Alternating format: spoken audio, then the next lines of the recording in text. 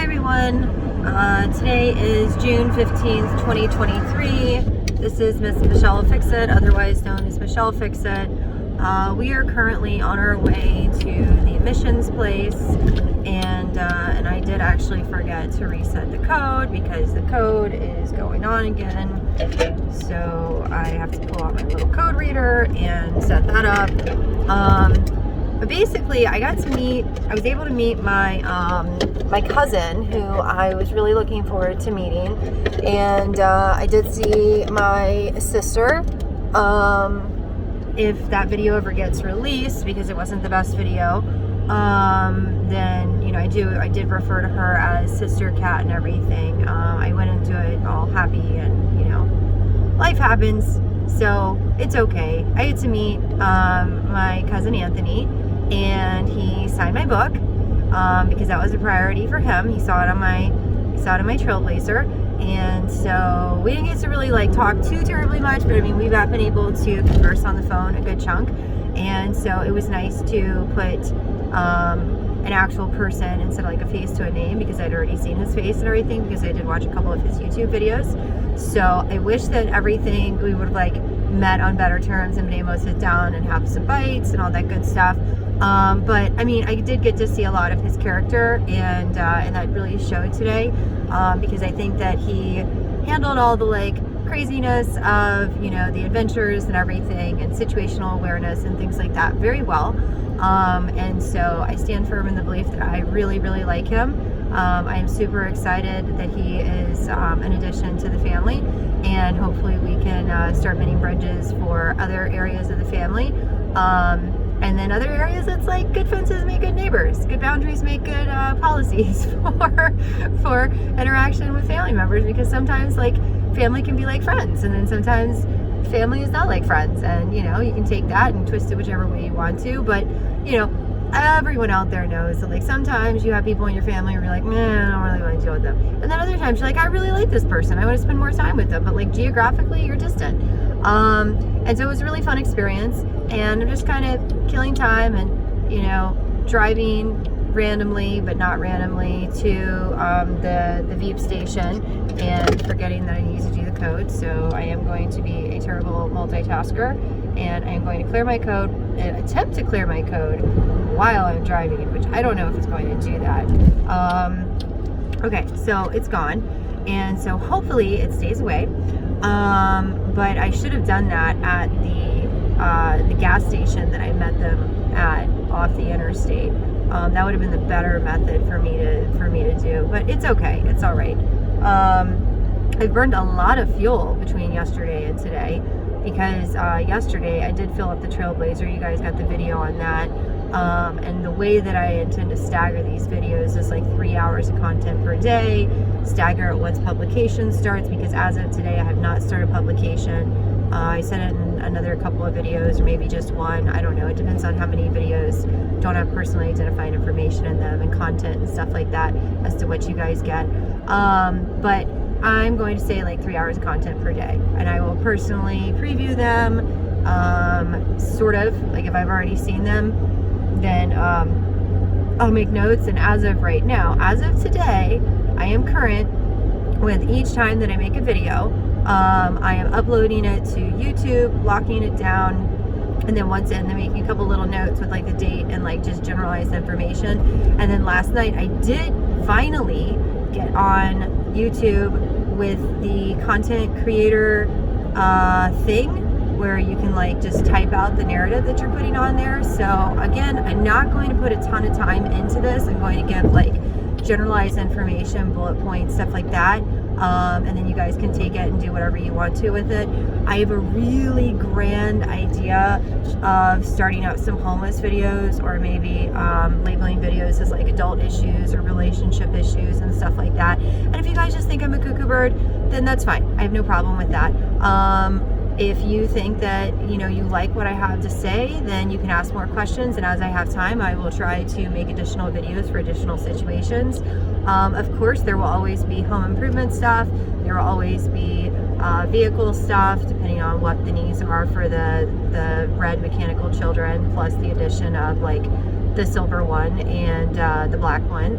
Well, actually, I'm probably never going to touch the black one because that two-wheeled Harley, not a fan. But I do have a safeguard of meeting Blue House Guy, and the next time that I'm in the Manassas area, I really do want to reach out to Blue House Guy and make a point to try to see if, you know, we could start up a friendship, because just off the collection of cars that individual, or vehicles that individual has, minus the bike, I think it would be great. It would be a great exchange of information, you know, and so I'm really curious about Blue House Guy. Like somebody might be curious about me, I'm curious about Blue House Guy, and so when that interaction takes place, I will talk about the YouTube stuff or whatever this documentary of my life, and if they want to participate, then great. If they don't want to participate, then great, that's fine. So it's like little micro adventures of, you know, life as Michelle Fixit, and having a fiery unicorn and a baby Hulk, medical complexities, houses that need varying styles of help and assistance and things like that, interesting characters. It's just going to be a whole synopsis of things, and you guys already know that, because I'm assuming that if you made it this far, that like maybe you've seen some other videos, and the car video or the vehicle driving videos are going to be kind of confusing for you guys, because it's just a way for me to like narrate stuff, because as Crazy Cat Lady can tell you, and she does like that name, so we've talked about that extensively, and unless she asks me to refer to her by name, I will just refer to her as Crazy Cat Lady. I do my best thinking when I'm on the road, and I enjoy just having, you know, just brainstorming ideas. Like my brain is never ever idle. Like I was basically just kind of lost in thought, but of course situational awareness of vehicles and everything else, and thinking about how we went to the birthday party and for the niece, and at the end of the conversation, like two of the people there were like, nice, you know, one of them was like, nice to see you again, because I was like, nice to, you know, meet you, because that's just like what you say, because I didn't recall if I had seen, or I interact with so many people, and I think it's one of the reasons why people sometimes think I'm just really dumb, but I'm, you know, come off as being very intelligent at the same time, or at least moderately intelligent. I won't toot my own horn too much with, you know, certain things because of arrogance and all these little things that we're supposed to have. We're supposed to tread a very middle line of arrogance and self-depreciation, and I find that to be very frustrating, because I do toot my horn my own horn when I feel it is merited, and I do beat myself up about things if I feel like I've messed up, but I don't ever carry either one of those to an extreme that would either cause depression or anxiety, except for a very, very minute couple of times with the depression one. I am a little bit anxious by nature, but I think a fair amount of anxiety, as long as you don't let it run your life, is good. And for some reason, I've been autopiloting off of anxiety for way too long, and now I'm just establishing my healthy boundaries that I used to have in place. Anyways, that conversation was like, you know, I said nice to meet you, and everything was salutation of like leaving the generalized group and everything, and the girl said, or the woman said, nice to see you again to me, and I was like, ooh, I mean, she remembers me and I don't remember her, which makes me feel like a pooper. And then the guy was like, nice to meet you, and I was like, okay, well, you know, 1 for 1, or, you know, 2 out of 1, or 1 out of 2. Ugh. Trying, didn't work. And it's stuff like that. Like now I'm beating myself up. I'm like, how many times have I met this person? Does this person feel like I'm a dum-dum? Like all that stuff. And at the end of the day, it doesn't matter, because the next time I see him or her, like I'm not going to remember, or I might, because it just depends on how much communication we had. And people have to understand that like when you are seeing and meeting a lot of people, sometimes you forget faces. It's just what happens. And also, I have the thing where like I don't have pictures in my head. I have an internal narrative, and I can't see pictures, and I feel very robbed because I can't see pictures. And if I could see pictures in my head, like visualize things, like when they say go sit on the beach, like close your eyes and imagine you're at the beach, I thought that was just an expression, and evidently that's like a thing because people are supposed to see pictures in their head, or there's a whole thing about, you know, how we're supposed to see pictures in our head. Maybe that's just a made-up thing, because I don't know, I don't see pictures in my head. But I have asked people that I know if they can visualize things in their head, and they can, and I just literally can't. And there's an actual, I think it's aphantasia or aphasia or something, I don't know. I did know it, and it's like pooped out of my memory, and this is the exit I'm supposed to take. So, you know, stuff like that. I'll get a little bit of anxiety, but nothing where like I'm going to try to memorize people's faces, because I have like this facial blindness thing. And unless I can and that's why I like the vehicle thing, or identifiers by clothes and certain things like that. And that's probably one of the reasons that I'm not so super judgmental with certain things, because like people's faces I'm just not good with. So don't be mean to people if they don't remember that they met you. It's not that you're like you're not a memorable person. It's like maybe they have facial blindness stuff, and there's a name for that. I don't know. And Greg's driving school with the student driver. Your little QR thing is messed up, so you're probably missing out on some business. So like the Kia Forte, number 1601.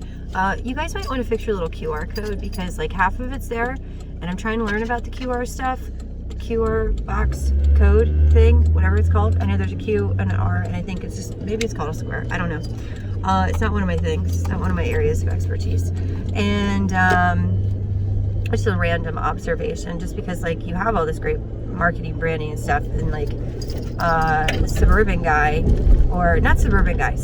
cousin, Ron, because I like bonded with him. I remember his name. It is stuck away in my memory. Although if I saw him again, I would probably not be able to identify him, because I have the facial blindness thing, which then makes me like think about all the people that eyewitness things have been messed up with.